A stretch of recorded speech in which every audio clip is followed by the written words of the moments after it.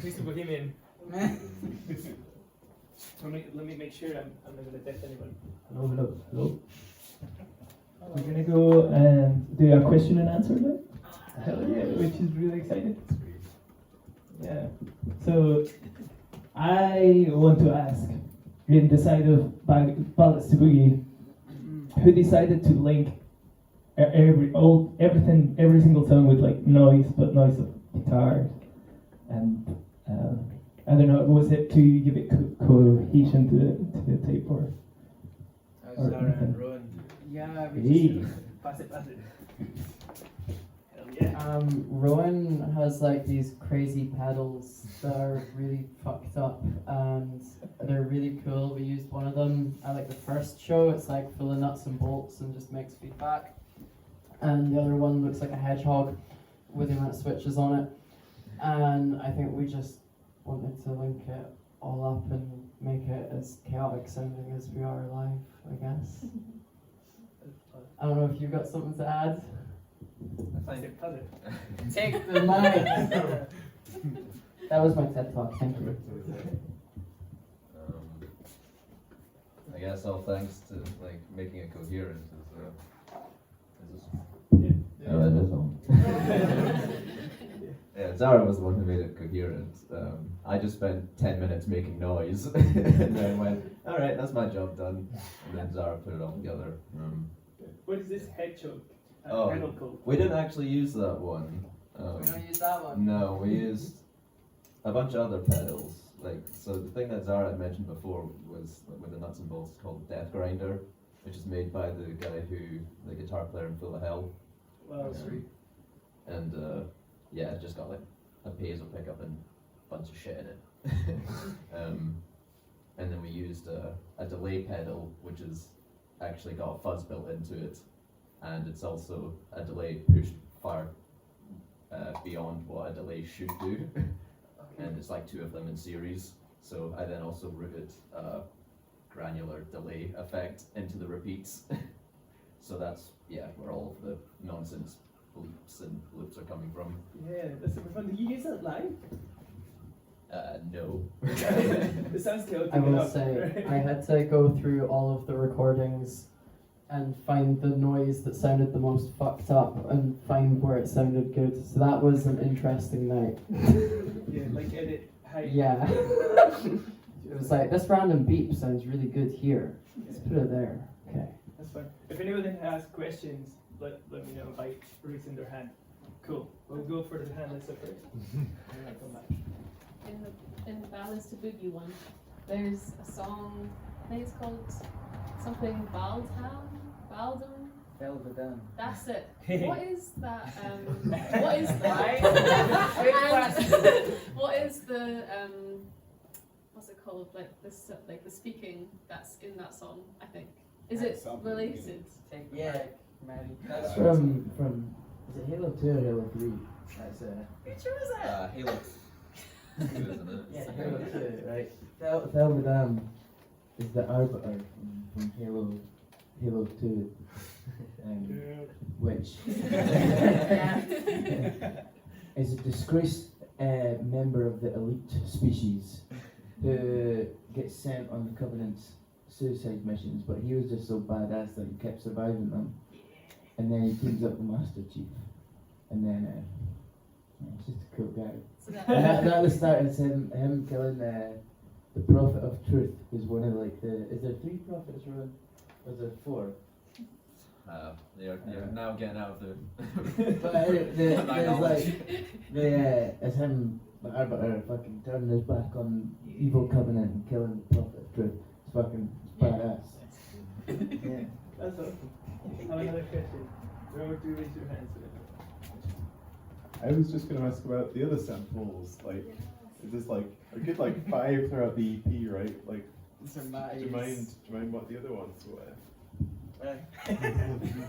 The woohoo wipeout. That's from a video of it was on like some BBC show. It's a guy who like he gets prescribed ketamine, for like an operation. Oh shit, I seen Yeah, and he's just this old boy who's like just fucking away with it, and he's in the operation, and he keeps going, "I'm the man." But yeah, I really love the bit where he's just lying there like getting his foot operated on or whatever, and he just goes, "Woohoo, wipe." It's just a very funny video. Yeah. Because he broke his leg, didn't he? Yeah, something like that. Yeah, and They're then putting him in the cast. And we're fucked to the kit. yeah. fantastic. It's very lying there, and he goes, "That's got to be the fucking longest snake line snake tube ever, man." Nonsense. It's very funny. Yeah, and then what? The other ones. What else is I there? got a soup one.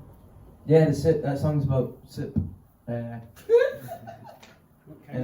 Lentil. Lentil soup. That one. The samples from this lady on YouTube who Makes does a soup good soup bowl. recipes. Yeah.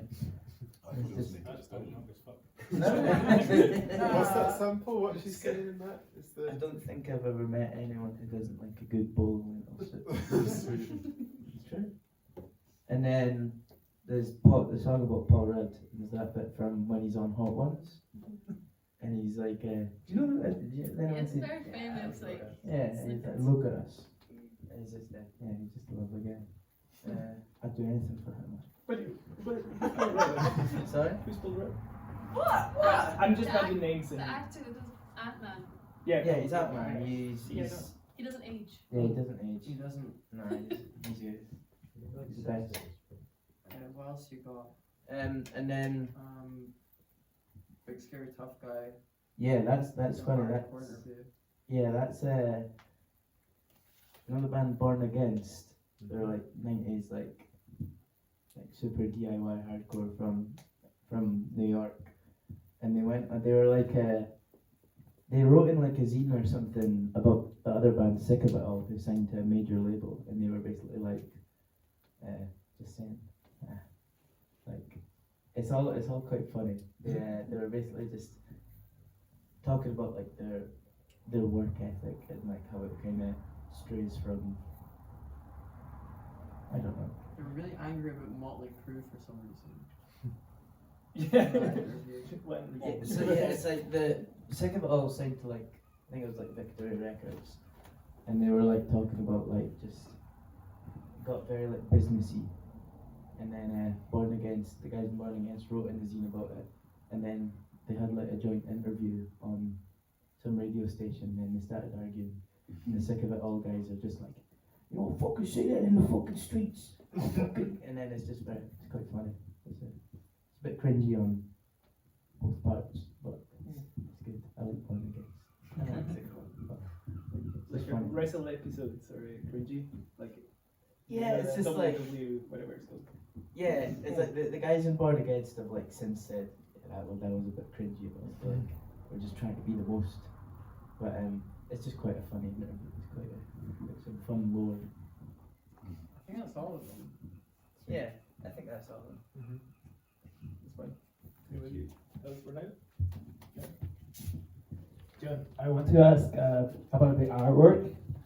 I'll give you a few pointers, but just add whatever you want to add about the artwork. Sure.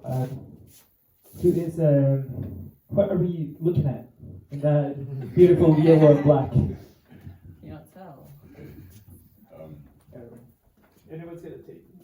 Pass it around. I'm not sure where the idea came from. I don't know. I just was looking at pictures. It's one of my parents' collies upside down. She was playing with my dad, and there was like a shaft of sunlight coming through, and I took a photo, and her face was lit up from one side, and I just thought it was a cool image. Yeah. Whoa.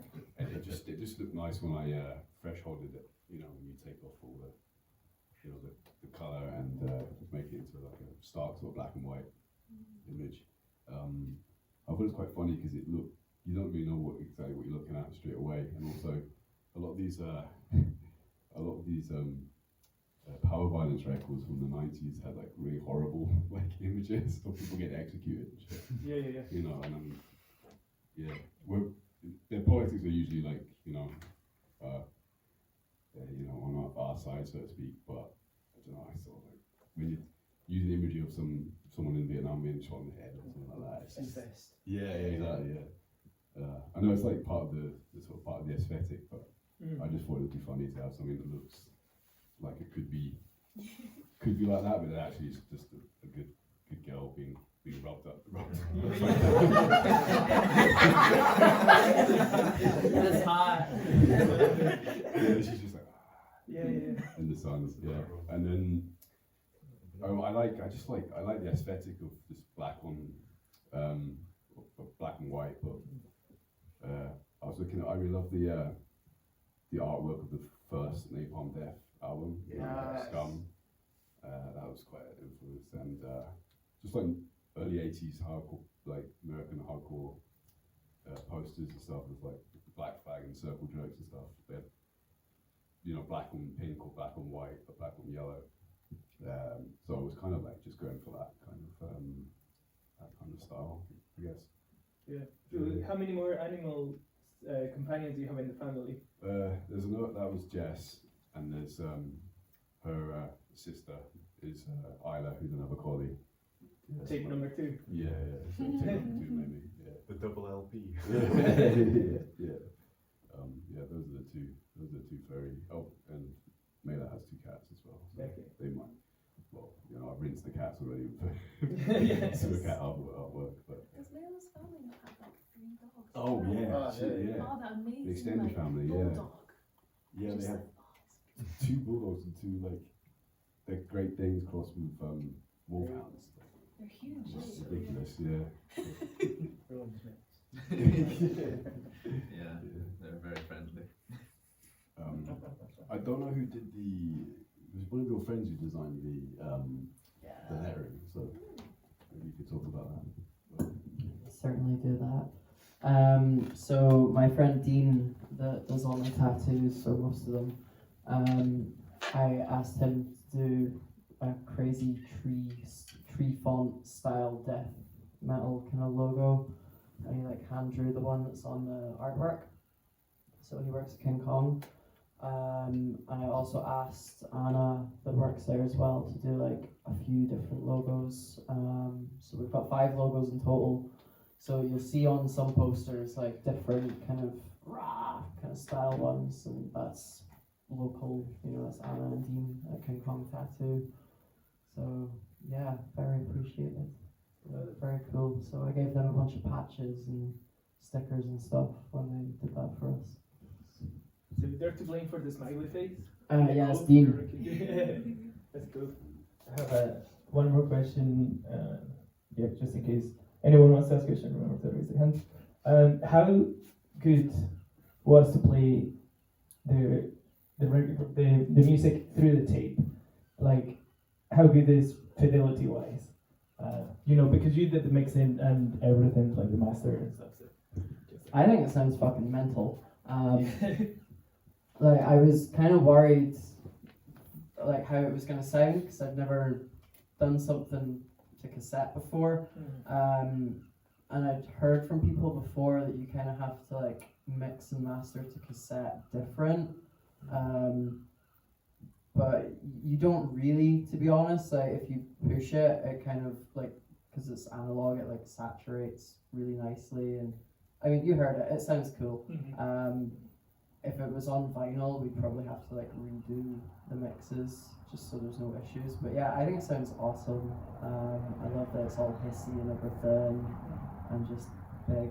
I think if I could change anything, I would have maybe just made the EP side louder, because it sounds like the demo is a little louder than the EP. So yeah, silly me. That is actually. But yeah, I think it sounds sick. It sounds sick as fuck. There's a. I heard someone saying that the person that sold me the tape player was saying that there used to be or there still is a misconception of like tapes sounding really shit, because at the 90s everyone was buying really, really cheap cassette players, and they were just like, they would break and eat the tapes for one, but like also they added a lot of hits. So yeah, there's really good ones out there as well, especially now with the tapes coming back.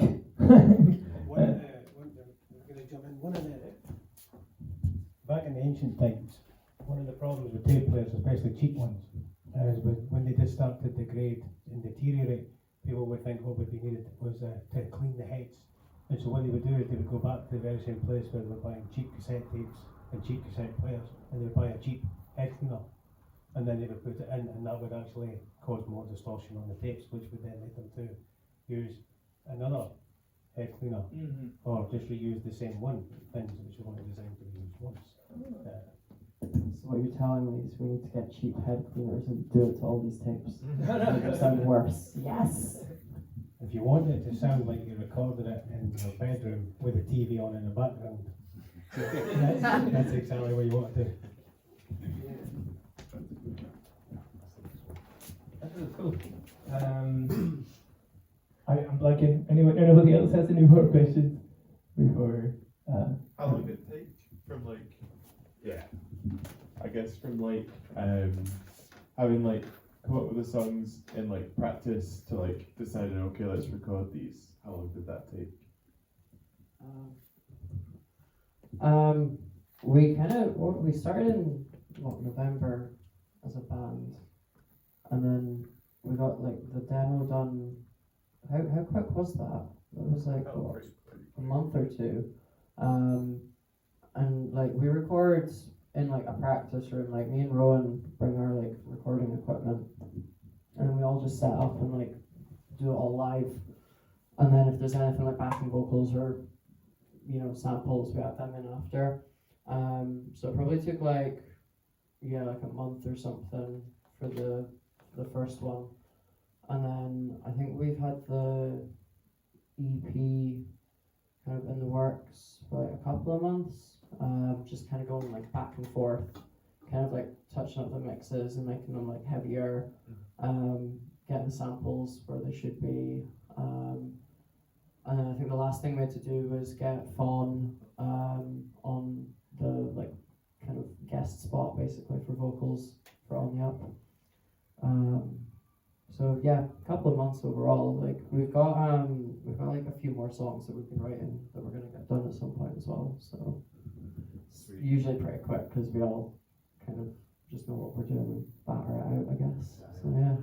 Are you having a birthday party?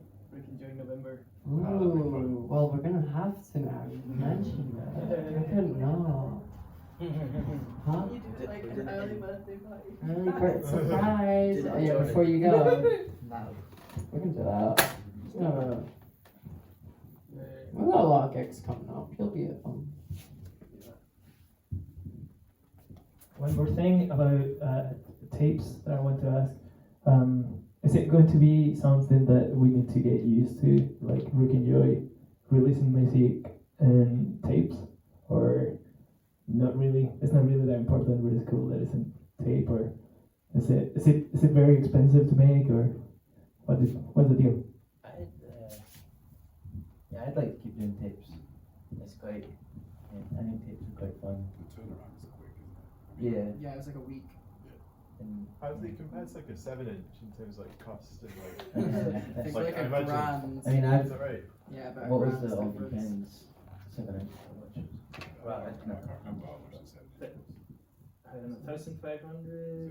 Yeah, tapes are nowhere near that. No. Tips are 230 or something. Whoa. That was for 50 though, I think. Yeah. Yeah, for how many 50. we put out? Was it 350 for the first All Depends? Yeah. Yeah. 300. Yeah. I think you're probably a third then, realistically. It's really. I really like how we can do everything in the band. It's really DIY. We record everything, do everything, and the stuff can come out quite quick. Because we've kind of dilly-dallied a bit around, not anyone's fault or anything, but we could have got this out quite, we could have got it out a few weeks. Probably. Earlier than we did, but yeah. Can't rush perfection. Yeah. You can be there all day.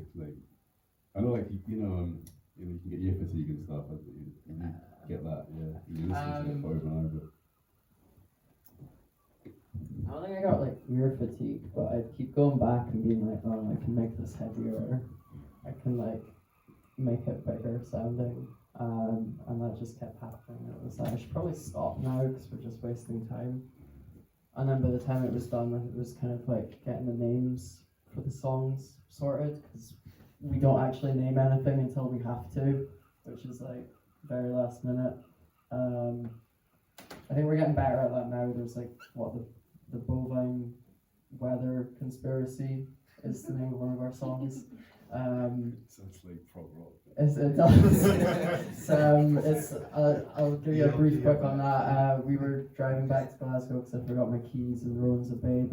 And we saw a bunch of cows sitting and standing in the field and talk about an old wives' tale of like them sitting means it's going to rain, and how they're debating in the fields if it's going to rain or be sunny, basically. So that's what one of the new ones that's coming out as That's well. wild. I had that exact same conversation with Rudy on Yeah. Sunday. So we've had that written for a couple of months now. That's wild. So yeah. So it's getting the names written. It's getting like the artwork done after everything's finalized. So it just gets